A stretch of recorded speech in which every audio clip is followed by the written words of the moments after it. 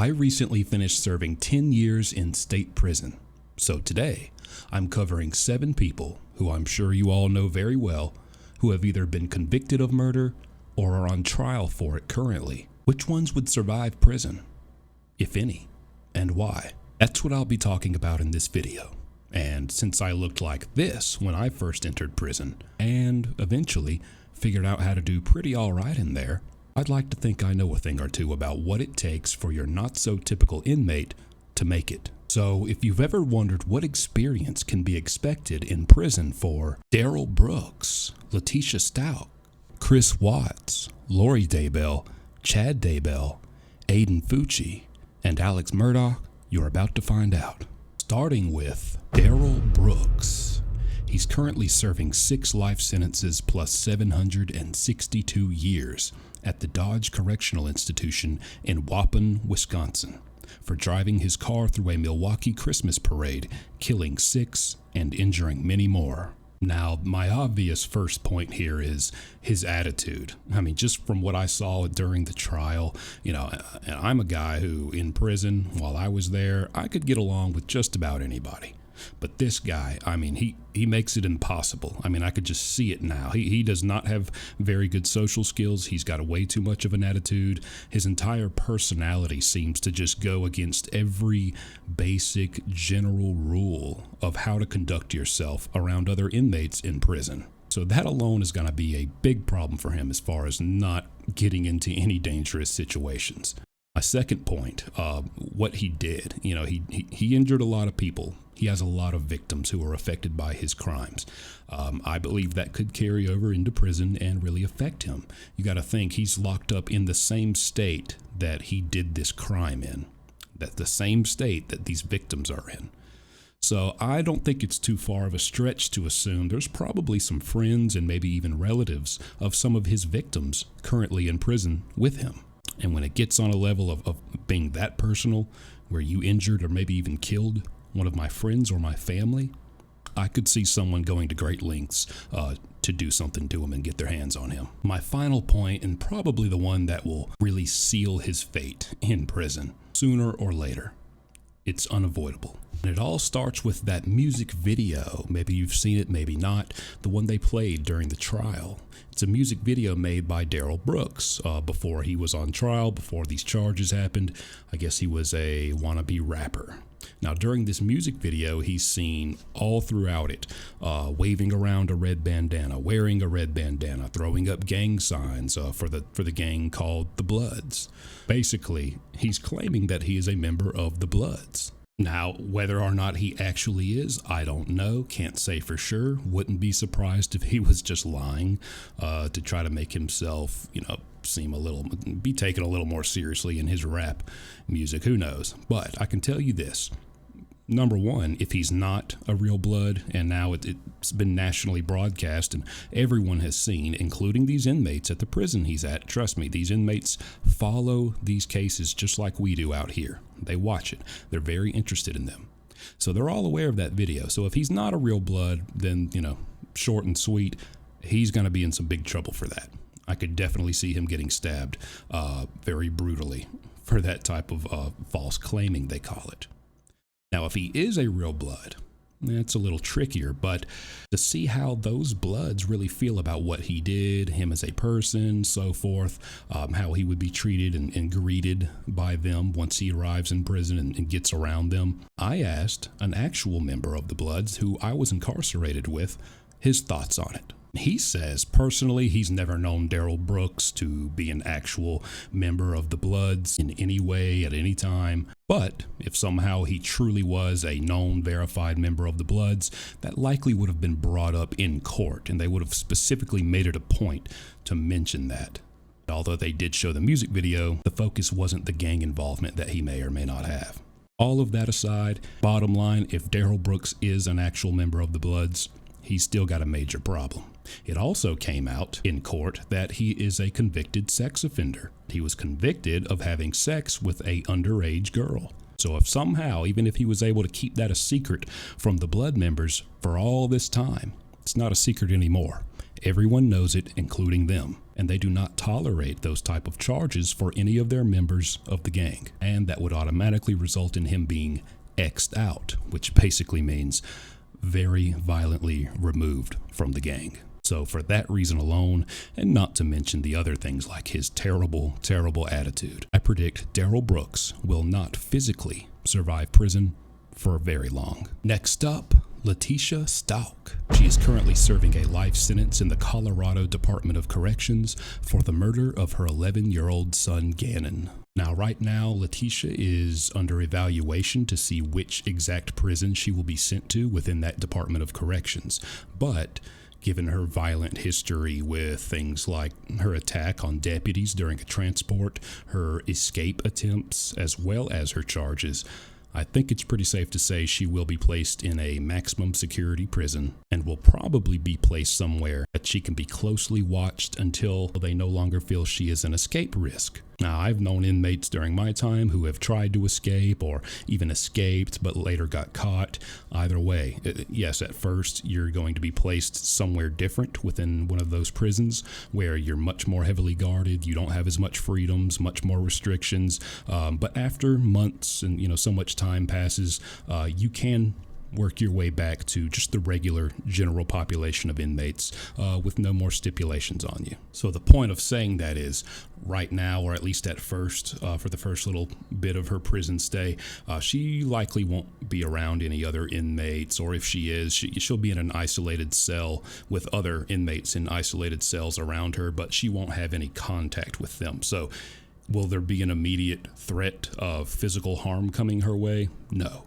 But eventually, if she doesn't cause any more problems, she will be able to go back into the general population where she will be around other inmates. And so then the question is, how do these other women inmates feel about her and what she did, or any inmate who does something like murder their child? Do they feel strongly about that, more so than any other charge you could have been in there for? Well, I don't have experience in women's prison or how women inmates feel about that, but I have talked to women inmates before. Actually, a few months ago, I did an interview and posted the video on my channel of an interview I did with Marcy Simmons, who spent, I believe, 20 years in a Texas women's prison. And we were talking about Lori Daybell, who also murdered her children, and just talking about how would other women inmates feel about someone who did that, and more importantly, would they act on it? If they don't like that, would they actually commit and follow through with bringing some type of violence or harm her way? And overall, Marcy said probably not. She had seen other inmates who were in there who, weren't famous and all over television, but other women inmates who were in there for murdering their child. And although, not everybody was just fine with it, they weren't attacked and beaten and harmed by these inmates for those charges. She said overall, there wasn't that much violence for any reason in that prison. And if there was, it was more something related to, some relationship situation between girls, between lady inmates in there. But other than that, not a whole lot of violence, and certainly none came the way of anyone in there for murdering their child. So if the prison Leticia is going to be at is anything like that one, seems like she really isn't in any danger for her actual charges. But of course, every prison is different. Every prison in every state, things can be vastly different depending on which one you go to. And right now, we don't know which one she's going to be at. We don't know the reputation of that prison. How dangerous is it? How often and likely is it for people to get attacked, and for what reason? So it's hard to say. But with that in mind, we need to bring up another point. We have to remember that she has shown that she will be violent. And like it or not, if we're being fair in these assessments, that does matter in prison. I mean, she's attacked people, deputies, which is less likely to happen than an inmate attacking an inmate. So she will do some crazy, spontaneous things, and sometimes they're violent. The other inmates are going to be aware of that, and they're going to take note of that. Yes, there's always someone bigger and badder in any prison you go to, not saying she's untouchable. But the fact that she will get physical and violent will keep a lot of inmates from messing with her and bringing any unnecessary confrontations her way. All in all, I do think physically she could survive prison and will survive prison, but if I had to wager, I'd say that these crazy, wild, spontaneous actions that she's been doing aren't going to stop anytime soon, especially now that she pretty much has nothing to lose. It's only going to make her situation worse and worse. Yes, prison sucks already, but with every new ridiculous thing she does and each way that she acts out in there, it's only going to make her more and more isolated, put in more and more secure parts of the prison, which equal more solitude, more isolation, less human contact, less privileges, less activities to even pass your day and escape from the reality that is pretty much you're in a terrible place forever. You have no distractions. You have nothing to occupy your time or your mind with. And I promise you, it does break you down. So unless she has a shocking amount of mental strength and perseverance, it will break her down, and her spirit will not survive. Third, we have Chris Watts. He's currently serving multiple life sentences at the Dodge Correctional Institution in Waupun, Wisconsin, for murdering his wife Shannon and his 2 daughters, 4-year-old Bella and 3-year-old Celeste. Now, Chris Watts has been incarcerated, I believe, longer than anyone else being covered in this video, and he's still on protective custody. He was actually transferred to the prison he's at now in Wisconsin from a Colorado prison due to him being at risk of harm from other inmates, and he even received several death threats from them. So again, would inmates really even have any access to him right now?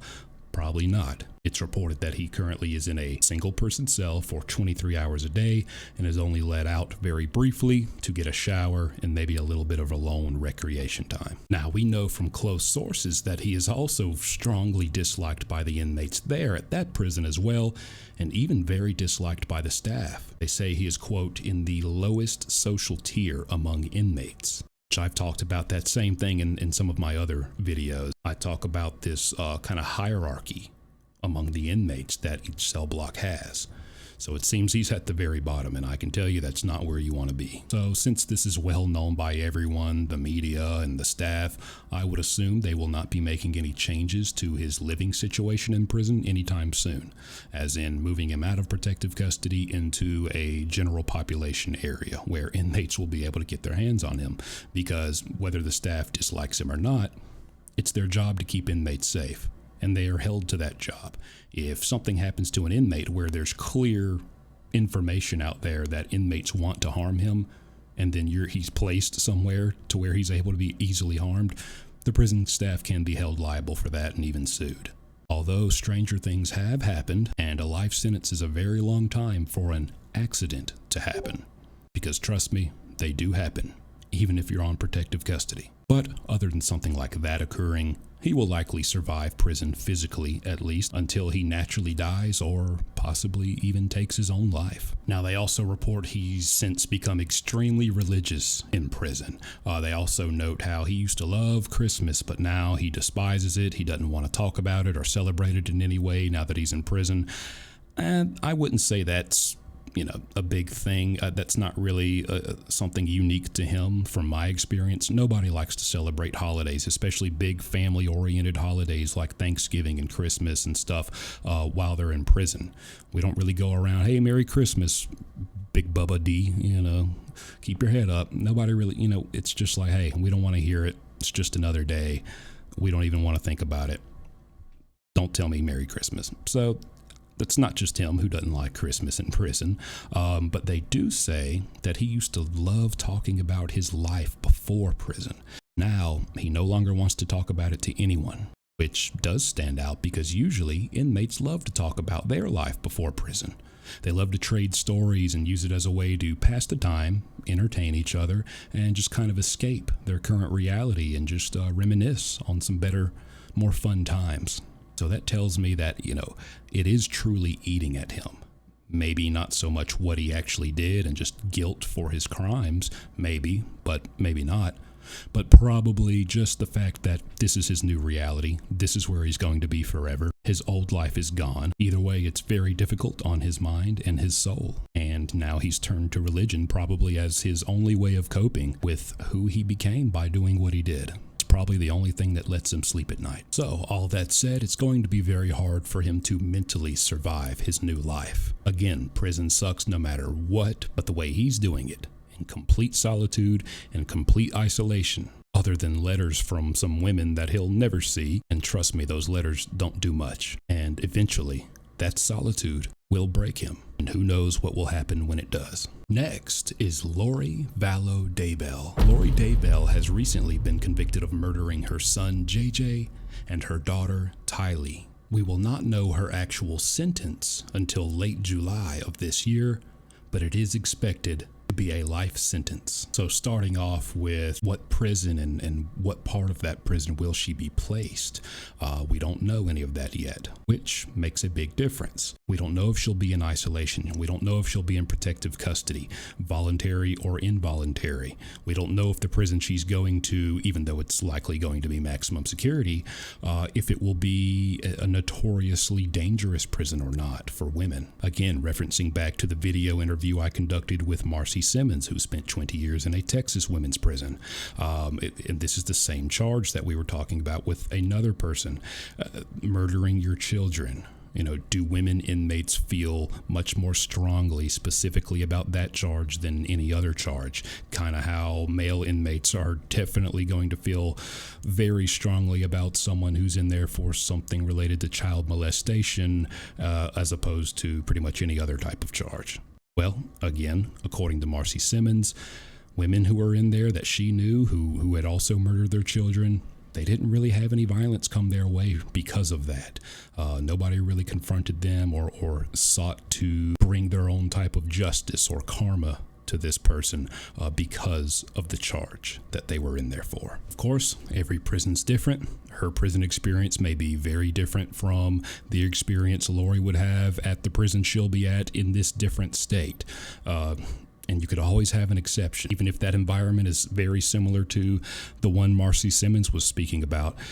You could always have an exception, and one person who just personally feels so strongly that, they're going to do something about it. You can never rule it out. All in all, there's just not enough information about her situation and what it will be to really make an educated guess on what her experience will be like.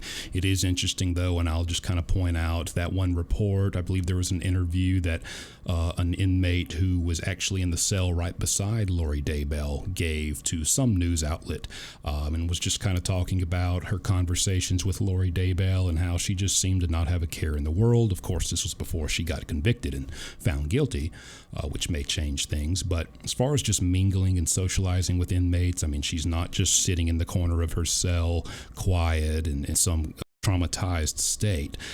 She's out there talking. She wants to make small talk. She doesn't seem to be very timid, on top of that. Even with these conversations, she's still kind of, the Lori that we've always known from what we've seen in these documentaries and just this media coverage. She seems to just be keeping her same character.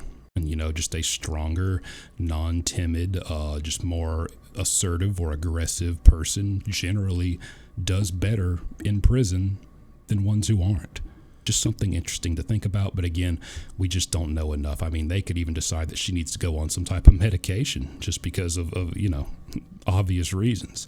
And that may change things completely. She may be placed in a completely separate part of the prison specifically for people who need that degree of medication and just, being watched on a psychiatric level.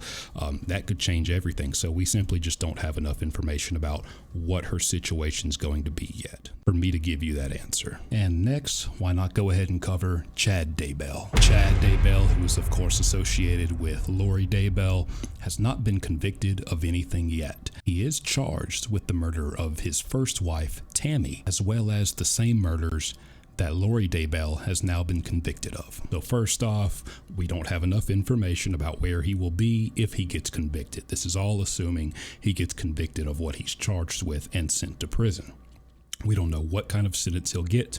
We don't know where he'll be placed. We don't know if he'll be put into protective custody immediately or if it would be in general population and so forth. We can just kind of speculate how would the male inmates feel about his charges specifically. Would the inmates have a problem with him because he is in there for the murder of his wife and or the murder of these two children? From my experience, I would say probably not. it's not very likely that they're going to have a big problem with him because of what he did and want to physically harm him because of those charges. And you got to understand, a lot of these guys are probably in there for essentially the same thing. There's a lot of killers in there. There's a lot of people who have killed their loved ones. Inmates don't really deal with you or treat you some certain way based on what you're in there for. It's more about just how you conduct yourself and just who you are right there in front of them in this cell block with them. What do you do in there? How do you move? How do you socialize? Things like that, but not what you're in there for in the first place. The only way they would really care about what you're in there for is if it's in the category of child molestation, sexuals, things like that to a kid.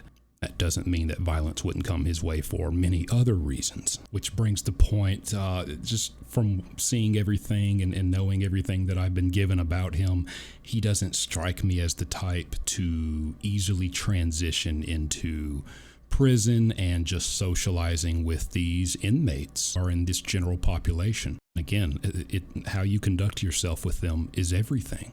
And what is he even going to do? Who is he going to become once he gets in there? I don't think he's really going to care about any of that stuff that you usually find in the general population, the regular parts of prison, which are typically more, there's going to be more violence, more fights, more things like that, more dangerous overall. I don't think the things that you can get and have access to in there, like contraband cell phones, more drugs, prison wine, lots of things like that, which are, the upsides for many people, and it's worth the risk of being in this more dangerous part of the prison.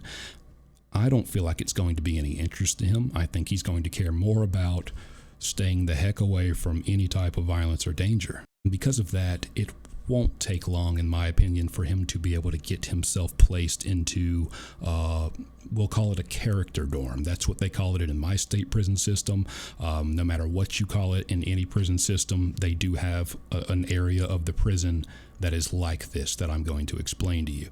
But we call it a character dorm. Who knows what they may call it there, but there's generally no danger and no fights happening in there because that's where everyone is placed who is scared of that. I'm too scared for all of that. And I don't need, I'm not in such danger that I need to go in full on isolated protective custody for the, maybe the rest of my life, who knows, which would just suck. I mean, even the scared inmates don't really want to go to that extreme of a measure because that's still no life to live, even though you probably won't be hurt at least.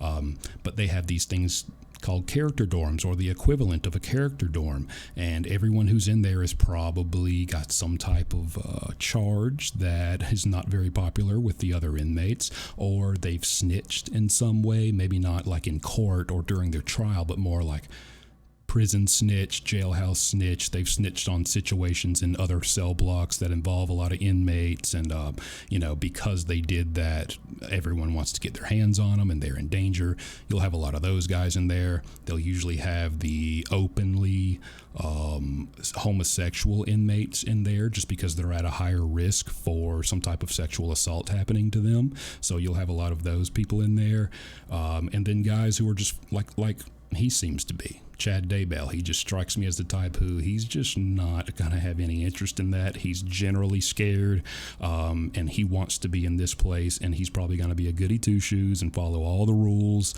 that the staff has in place, and if anything, will probably just be kind of just a teacher's pet to these staff members, and maybe even get, those kind of people who are in these character dorms. They really have a lot more privileges than anyone else because they're more trusted. We know you're all scared to death and you don't want to do anything to mess up your chance to be in this safe part of the prison. So we know you're not really going to be too quick to break any rules. And so they get a lot more leeway and leniency, and they'll even get access to some coveted jobs around that prison, who not just any inmate who's known for stabbing and causing all this trouble and smuggling in all these drugs, they're not going to give that type of job to those inmates. They go to inmates who will, probably the type of inmate Chad Daybell would be. So my prediction is he gets himself, pretty quickly moved into one of these character dorm types of places, mingles and just kind of makes friends with the staff, kind of, follows them around, teacher's pet, gets a pretty good job where he's generally close and, visible to guards. There's always a guard or a higher ranked sergeant or lieutenant near him at all times, and nothing's ever really going to be able to happen to him, and he'll just live out his life in that way, which man, it's no type of life to live, but I do think he will survive it. That's my guess based on the limited information that I have. Number 6, AIDEN FUCCI. He is currently serving a life sentence for the murder of Tristan Bailey, and he is serving that life sentence in a Florida prison specifically for inmates under the age of 18. And once he turns 18, he will be moved to a different prison where he will be with the adult inmates. There's a lot to say about AIDEN FUCCI, so much so that I've actually made a full video covering AIDEN FUCCI kind of on this topic, and I go a lot more in depth with that video, so if you'd like to watch it, check it out. But the main things here, the prison AIDEN FUCCI is currently at, which is the one for the younger inmates, it has a very notorious reputation. I mean, inmates get hazed, the new inmates, when they arrive. I mean, sometimes this includes sexual assault, sometimes it includes beatings, or both. Their commissary will often be taken. There's a lot of robberies, there's a lot of knives, there's just to sum it up for you, there's a lot of young, amped up, wild youth inmates in one small area, and a lot of those guys have very adult sentences in prison, like AIDEN FUCCI, who has a life sentence. And I can tell you now, just having a life sentence, I've known a lot of people who do, the changes it makes to your mind, especially someone like AIDEN FUCCI, who is so young, they're going to be pretty extreme. And now we already have seen the reports of him. He's clearly getting in some fights. He's already started to even bully certain inmates and take their commissary. He's taken things from them, robbed them, threatened to stab them, I'm sure, because that's usually how those robberies go in prison. And now he's in this environment where that's just encouraged and amplified to the 10th degree. Now, of course, I think it's horrible what he did and who he did it to. I think it's very cowardly. I don't see anything, tough about what he did, who he did that to, but I'm just gotta give you the facts. And I will say the fact that he did use a knife, and so he is now known and proven that he will use a knife, which is the primary weapon of prison, and that he does have the stomach to actually use it and put it into someone and stab someone. It does make a difference, and it is going to be taken into account by these other inmates.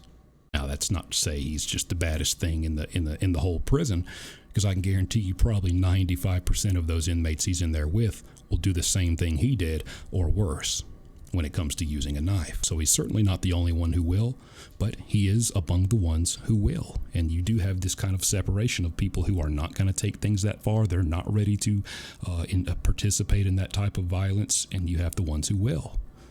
And so he's already probably going to be on this side, because from what he's shown just from his time being locked up so far, it doesn't look like he's just wanting to, read the Bible and spend all his time playing bingo in the corner. It looks like he wants to just follow right behind all these other inmates who are getting into trouble, stirring up trouble, getting into violence, robbing people, using knives. I wouldn't be surprised if a gang has already recruited him in there, knowing he has a life sentence. He's going to be there forever. He has nothing to lose. He's going to be committed to a gang if he joins, because it's not like he's going home anytime soon. Probably in there training him, encouraging him. They have, these prison gangs really try to militarize their members and their mindset, and he's probably learning from these guys. I mean, I would be very shocked if a gang hasn't already came to try to recruit him, and he's probably joined. He seems to enjoy that type of lifestyle, just the prestige of being in a gang, and there is some of that in there in prison. Guys want to be known for being a killer. They want to be known for being a dangerous gangbanger in prison. They want everybody to know. They want the reputation. They love it. These guys learn to love violence. They get off on it. From stabbing other inmates, seeing how far they can take things with other inmates, beating them, robbing them, who knows what else.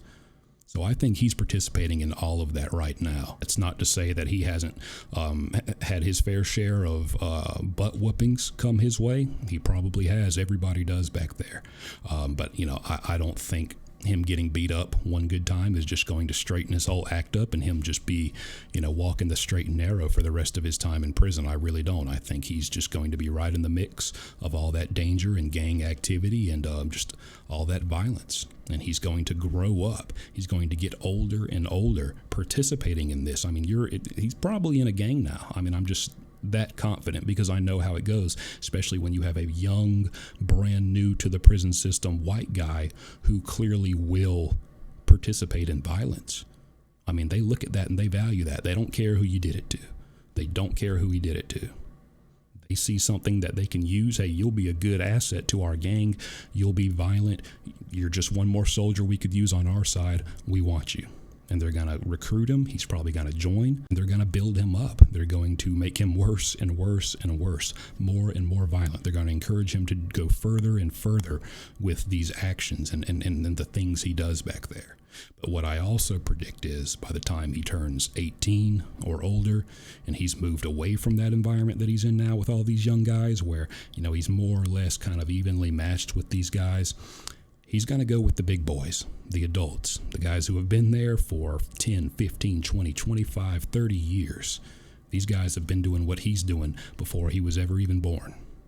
And these guys are not going to take kindly to a young guy coming in there, stirring up all this trouble, being wild and crazy, which is all he's going to know from where he's coming from. It's all he's used to. But see, when you walk into that building that's full of adults, it is a whole new environment. And those guys don't like that. They don't like wild and crazy, just, all this trouble for no reason. And I guarantee you, he's going to meet his match one day. And I could definitely foresee AIDEN FUCCI physically not surviving his prison sentence. Finally, we have AlexMurdaugh.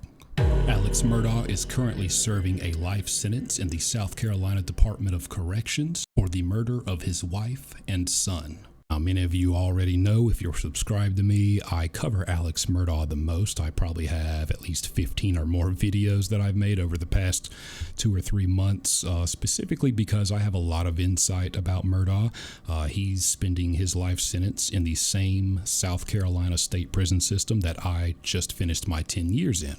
So I know down to the very specifics how a lot of things work in there and how a lot of things are going to be just in general for him. I also am in contact with at least 5 or 6 inmates who are still incarcerated in that same prison system, who they like to give me updates and things like that about AlexMurdaugh when they have them. So if you'd like a lot more information than I'm going to give in this quick answer to wrap this video up, go check out the AlexMurdaugh playlist. You'll be there all night. But for the most part, I'll keep it kind of short and sweet because, what it comes down to with AlexMurdaugh is, do they care about his charges? No.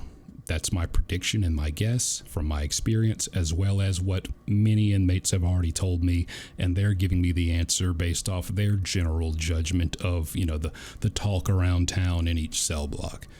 Nobody really has some big personal vendetta where they want to bring their own justice and karma to AlexMurdaugh for killing his wife and son. Like I said, a lot of guys are in there for murder. None of them are too much worse than another murder. It's all the same. So they don't really judge him on that. As far as him being a former prosecutor and such, maybe some guys he's put in prison, will he run into them? Will that be a problem? Well, from my understanding, he didn't really put that many in prison. And, my points on that were, how long ago was that? Are those guys even still in there? How many even was it? Can you count them all on one hand? What are the odds that he'll even come across them? I'm pretty sure they at least even take measures to kind of keep those people separate in that scenario, even if they don't. If there is just randomly some guy who's there because of Murdaugh, and he even recognizes Murdaugh, because I mentioned too, I could stare my prosecutor, my solicitor, prosecutor, whatever, right in the face right now, who sent me to prison. I wouldn't even recognize them. I don't even remember their name. I don't remember the officer who arrested me. I don't remember the detective of my case. I don't even remember who my lawyer or public defender's name was, or the judge for that matter. And if that's the case, you got to be mad at everybody. He's just the prosecutor. He didn't make it his life's mission to find a way, one way or another, to get you in prison. You're just another guy put in prison. So, I mean, if you really are going to go for Murdaugh because he's your prosecutor, really not that simple. There's so many prison politics, I know for a fact, in that prison system. If AlexMurdaugh is beneficial in any way to anyone with any type of influence or say-so, rank, we talked about the hierarchy of inmates, the social tier, that totem pole. If it's anyone who's got any type of say-so on that, or especially a gang member, whether they're low rank or high rank, and he's of value to any of those guys like that, that guy's not going to really be able to touch him. I mean, if he does, he's going to be in some trouble, because that's in the past, man. They're going to consider that reason very petty in comparison to whatever way he's benefiting them now. Is he giving them legal advice? There's mixed opinions. Oh, he's a crappy lawyer. He doesn't have any. Yeah, well, I'm sure he's better than the guys who have never had any legal studies or degrees or anything of any kind, and they've spent 3 years looking at a couple law books while they're in prison, and they and now there's guys in there who offer their services as a prison hustle to help people work on their appeals and their PCRs, their post-conviction releases, and things like that, and people pay them for that. So I can guarantee you, whether he's just a great lawyer or a crappy lawyer, at least he's an actual lawyer, and people are going to value his legal advice more than your best jailhouse lawyer who's really just some guy who was a criminal and came to jail and read a couple books to the best of his understanding. How good does he even understand what he read? Who knows? So you see my point there. He will be of some benefit legally to guys who want advice on their appeals and their PCRs, which is a lot of people. He can make money that way, or he can be beneficial to very influential guys back there in that way. And that's just one. No one's going to really touch him for what he did. No one's going to really come after him because he's a prosecutor. He's going to be more beneficial to people than anything else. And so no one's really going to have a reason to harm him unless he just enters a cell block, which would be the case for any inmate, not just Murdaugh. Any inmate, if he goes in there and just conducts himself just so stupidly and just does everything wrong, disrespects people, just rubs everyone the wrong way, just with his personality and his socializing, then yeah, I mean, you could have some problems come your way. If he does anything stupid like snitches, about a prison situation to the officers, then yeah. But I mean, that's the case for anyone, not just him. I honestly think, all things considered, again, if you want to know what all those things are, I urge you to go check out the playlist. I have multiple videos on it going much more in depth, but with all things considered here, AlexMurdaugh will definitely survive his prison sentence. Hope you enjoyed the video. Hope it was informative, insightful, and if nothing else, entertaining. Please subscribe if you haven't already, because I will be back soon with another video.